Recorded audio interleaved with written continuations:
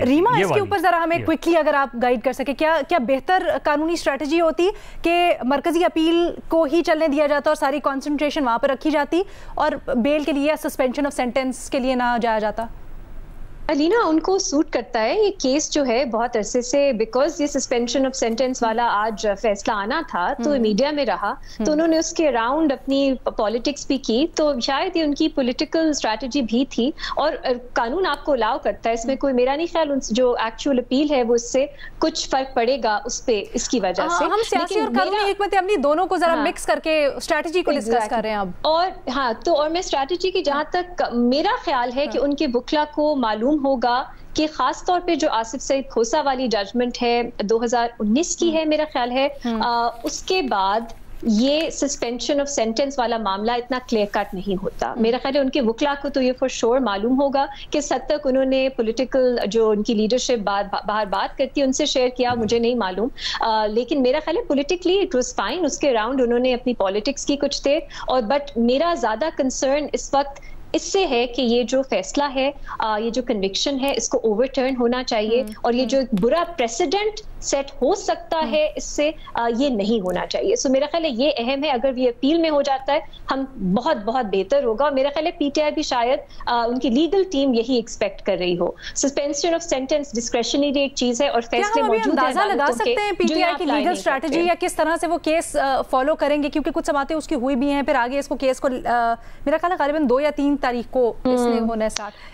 एक चीज है जो मैंने नोटिस की, अगेन अगर आप पे इस तरह की एलिगेशंस लग गई कि आपने फ्रॉडुलेंटली ढोंग रचाया शादी का 496, और पहले तो लीना जिना का फोर्निकेशन का इल्जाम भी लगा था, वो इस्लामाबाद हाई कोर्ट ने कहा उसकी रिक्वायरमेंट्स पूरी नहीं होती, तो ये है हद, जिस हद से भी नीचे, मतलब आप क्या कहें, जो गिर गई थी हमारी रियासत इस केस को परसू करने में। चले जिना वाला मामला नहीं हुआ, शुक्र ही करना चाहिए, लेकिन फिर भी 496 वाला भी मेरा ख्याल है बहुत प्रॉब्लमैटिक है। तब मेरा ख्याल है डिफेंस की तरफ से एक प्रॉब्लमैटिक मौकफ उनकी तरफ से भी लिया गया कि उन्होंने 496 पे आर्ग्यू करने के बजाय उन्होंने कहा कि इद्दत का जो पीरियड है वो पूरा हो चुका है एंड सो ऑन, तो उन्होंने एज अ डिफेंस इस मौकफ को लिया। मैं कहूंगी कि इसकी जरूरत नहीं है आपको इसमें जाने की। अगर आप इसमें जाएंगे फिर आर्ग्यूमेंट्स इस पे होंगी, फिर मीडिया पे डिस्कस होगा, फिर ओवरऑल एक बहुत ही ऑकवर्ड अनकंफर्टेबल सिचुएशन बन जाती है कि आप उस पर बात किस तरह करें। बेहतर, और वो फ्रैंकली मेरी नजर में तो रेलिवेंट ही नहीं है। मेरी नजर में क्लियर है, अगर आप 496 की कमेंट्री देखें, बाकी जुरिस्डिक्शंस पे जजमेंट्स देखें, इसमें फ्रॉड का एलिमेंट जरूरी है, और प्राइमरीली फ्रॉड आप अपने पार्टनर को करते हैं। यहाँ मियां बीवी दोनों खुश हैं आपस में, वो कह रहे हैं हमारी शादी हुई है, खावर मानिका साहब कह रहे हैं जी मैं फ्रॉड हुआ, वो तो रेलेवेंट ही नहीं है इसमें कि उनको क्या फ्रॉड, उन पे क्या फ्रॉड हुआ। उन दोनों अच्छा, ये जो आप कह रही है ना, ये सलमान सफ्तर जो बुशरा बीबी के वकील है ना, एग्जैक्ट ये पॉइंट उन्होंने उठाया, लेकिन इमरान खान की जो वकील है ना सलमान अकरम राजा, वो नहीं उन्होंने उठाया। एक और चीज वो कहते हैं जो मैं चाहती हूँ अब जल्दी से अगर क्लियर कर दे, टाइम हमारे पास बड़ा कम रह गया, मैं चाहती हूँ बाकी सबको भी शामिल करें।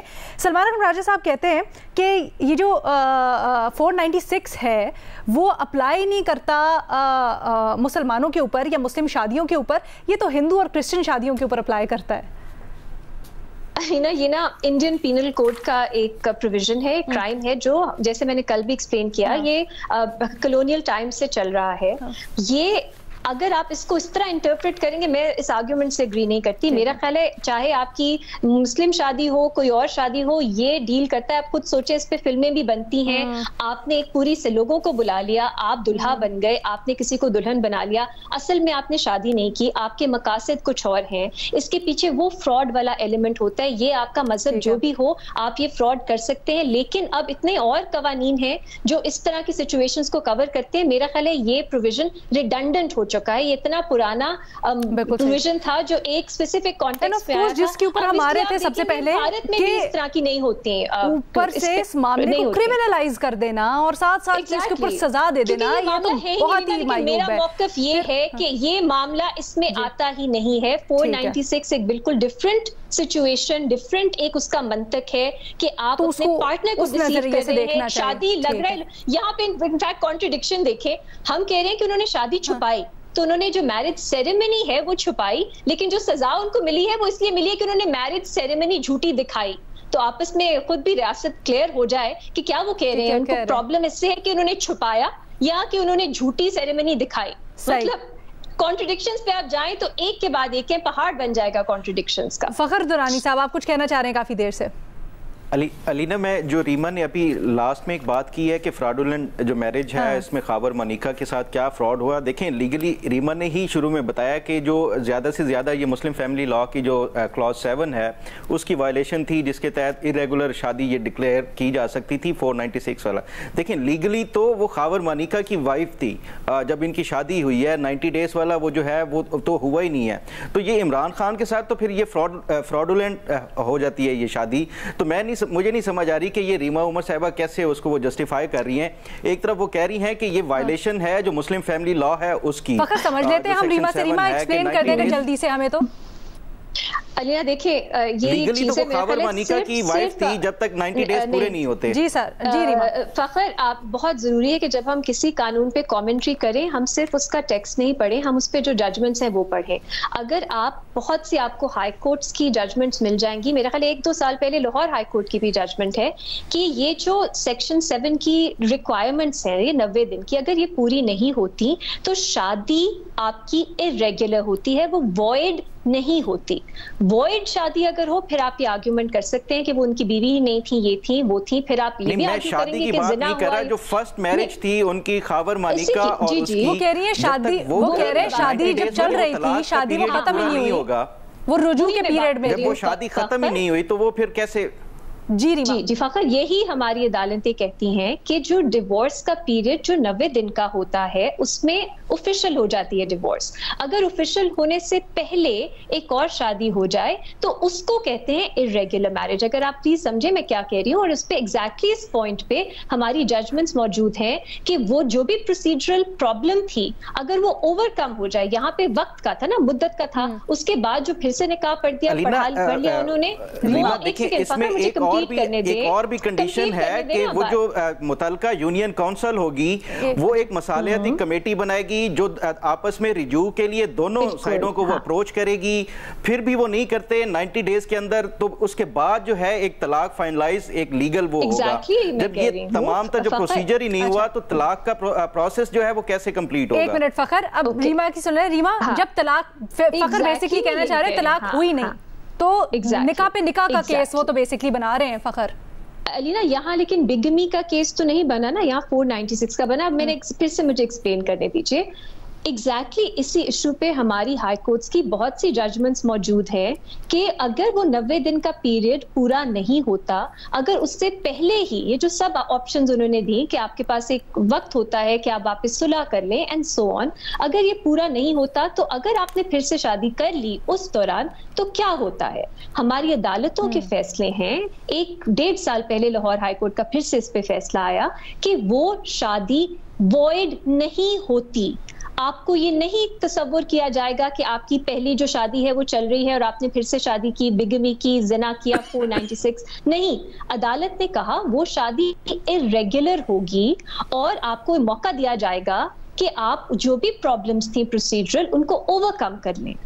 मैं क्लियरली ये बता सकती हूँ, अदालत ने साफ साफ कहा। अगर आप चाहते हैं तो मैं वो एक्सर्प्ट्स निकाल के पढ़ के आपको जजमेंट से बता देती हूँ। कहीं हमारी जूरिस्प्रूडेंस पे ये नहीं है कि ये फ्रॉड है, इसलिए मैंने पहले कहा कि ये कोई अच्छी प्रैक्टिस नहीं है, ये कानून की ब्रीच जरूर है। लेकिन ये 2 लोगों का आपसी मामला है, ये 2 लोगों का आपसी मामला है, उसमें एट दैट टाइम तो कुछ हुआ ही नहीं। अगर तब वो ये केस जाता तो तब हम देखते अदालतें क्या कह रही हैं।